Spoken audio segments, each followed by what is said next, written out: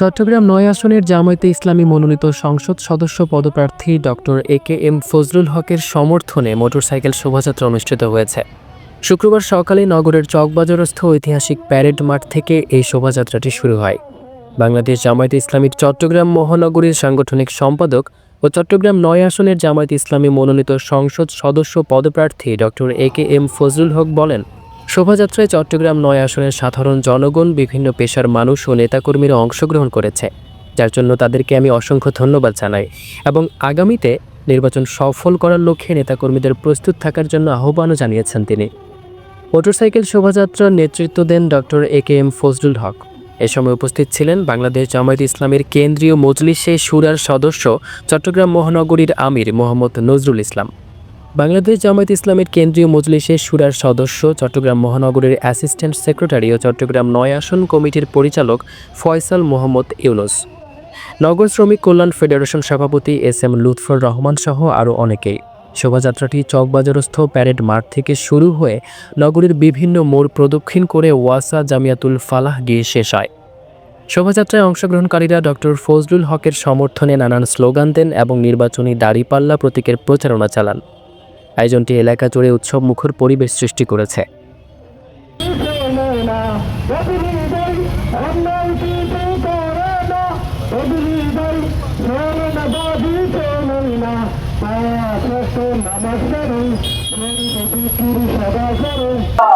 কারণ তারুণ্য যদি সঠিক পথে থাকে, তাহলে সঠিক পথে যাবে। তারুণ্য যদি সঠিক পথে না থাকে, তাহলে দেশে হবে, এদেশে মাদকতা হবে, এদেশে কিশোর গ্যাং ছড়িয়ে পড়বে, এদেশের বড় ভাইয়ের রাজনীতি চলবে। কিন্তু আমরা কোন কিশোর গ্যাংয়ের রাজনীতি চাই না, আমরা কোন ইফতিজিংয়ের রাজনীতি চাই না। আমরা নারী, পুরুষ, হিন্দু, মুসলিম, খ্রিস্টান সকলের সম্মানের সাথে নাগরিক অধিকার নিয়ে বাংলাদেশকে নতুন ভাবে সাজাতে চায়।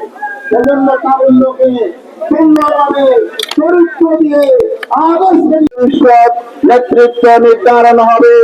আমি এই মুহূর্তে স্মরণ করছি আবু সাইদ মুগ্ধ সহ যারা রক্তের বিনিময়ে ৩৬ জুলাই রক্তকে ছাত্র গণ অভ্যুত্থানের মাধ্যমে আমরা যে দ্বিতীয় স্বাধীনতা অর্জন করেছি, দীর্ঘ ৫৪ বছর পরে আমরা বাংলাদেশকে নতুন ভাবে গঠন করার জন্য বাংলাদেশের মানুষ তারুণ্যের প্রতি তাকিয়ে আছে।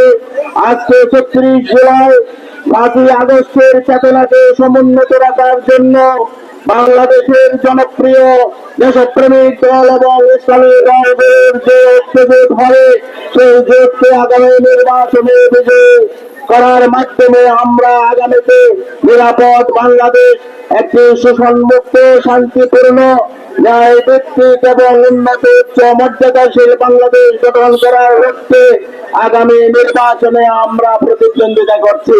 বাংলাদেশের মানুষ তাকিয়ে আছে। এম আর মিলনের তথ্যচিত্রে ইশরাক অর্ণব, চ্যানেল 21, চট্টগ্রাম।